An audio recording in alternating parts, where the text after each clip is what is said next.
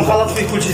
علاش باغي نجيو اخويا ولا تلقاو معاهم مشكل؟ تعال شوف اخويا. لا حول ولا قوة. وعيب والله الا حرام. كان مزوق من برا، اخبارك من الداخل؟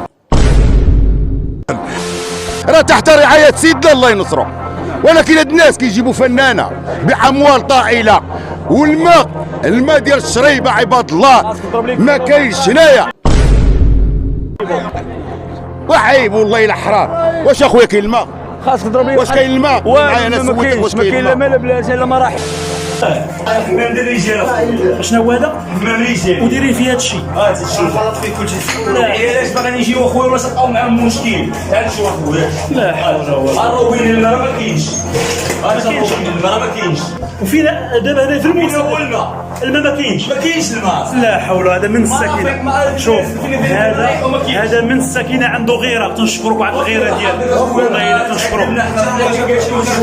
هذا الناس اللي عندهم غيره هما اللي باقيين.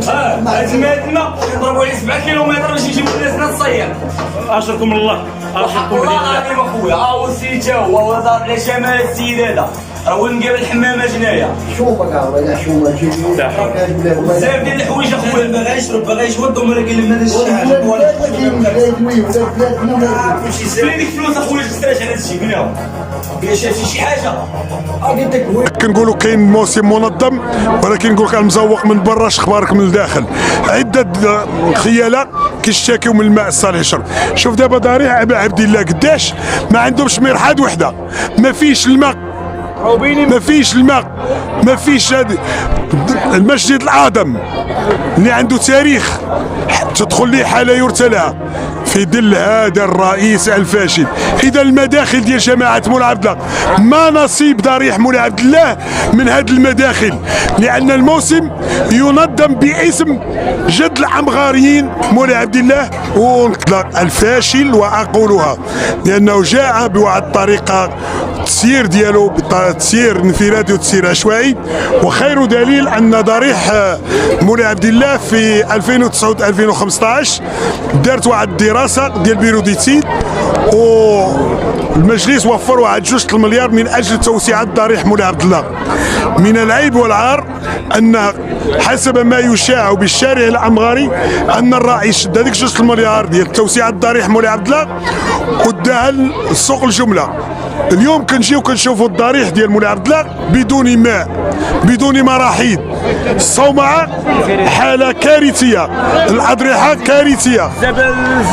هاد الطريق اللي كنشوفوا الان اللي حنا واقفين فيها من ايام لقيت السي عبد الله من 1997 لم يتم اعاده النظر فيها. هنا كنجيو كنلقاو بان هذا المجلس الفاشل اللي كيدير واحد الندوه صحفيه هو مدير الشركه المنظمه لموسم مولاي عبد الله، واللي كيطعن في التراث الامازيغي. هنا إن دل فإنما يدل على أنهم جهلاء أو أميين أو لا يعرفون أن التراث الأمازيغي كان كيلعب واحد الدور في جماعة مولاي عبد الله. كان التراث الأمازيغي في عيد العرش ديال صاحب الجلالة الحسن الثاني رحمة الله عليه، كانوا كيجيو واحد الأسبوع كيديروا السهرات ديالهم هنا بهذيك التراث ديالهم، وكانوا كيجيو في موسم مولاي عبد الله. ولكن من جهة المجلس أقبر التراث الأمازيغي. رجعوا الموضوع ديالنا فروسيه. وتحيه الميديا لايف من موسم مولاي عبد الله بني مغار اللي تحت رعايه الساميه لسيدنا الله ينصره. احنا اليوم احنا كمواطنين دكاليين وحنا ولاد البلاد وكنعرفوا بان اقليم الجديده كان غادي في هاويه، ولكن اليوم اعطانا الله عامل اقليم جديده اللي غنقد ما يمكن انقاذه في اقليم الجديده.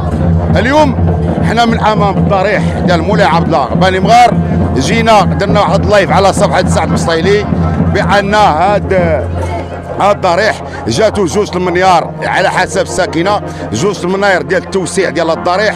ولكن المجلس ديال حسن يشكر بان كان دار واحد 2 المليار ديال الضريح ديال التوسعه، وجا حاجب الملكي وقدموا ليه هذا المشروع ووافق عليه، وقدموه للعامل السابق ووافق عليه، ولكن تم اقباره من هذا المجلس الجماعي الحالي اللي كاين دركا مولاي عبد الله بني مغار. حنا كمواطنين دكاليين كنستنكروا كنستنكروا هذا الشيء اللي كيوقع لينا في مولاي عبد الله بني مغار. مولاي عبد الله بني مغار من اغنى الجامعات في المغرب. مولاي عبد الله بني مغار الثروه.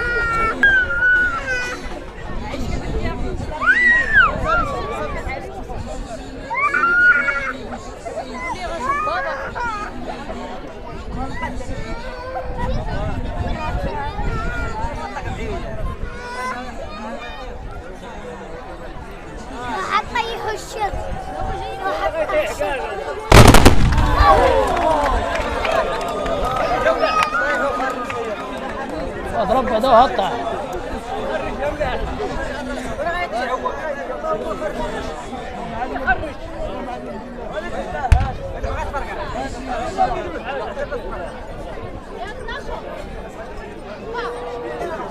خرج وهطع.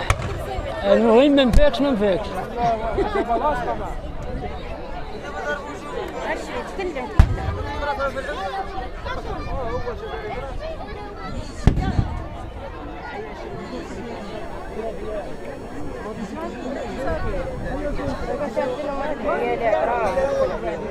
Thank you.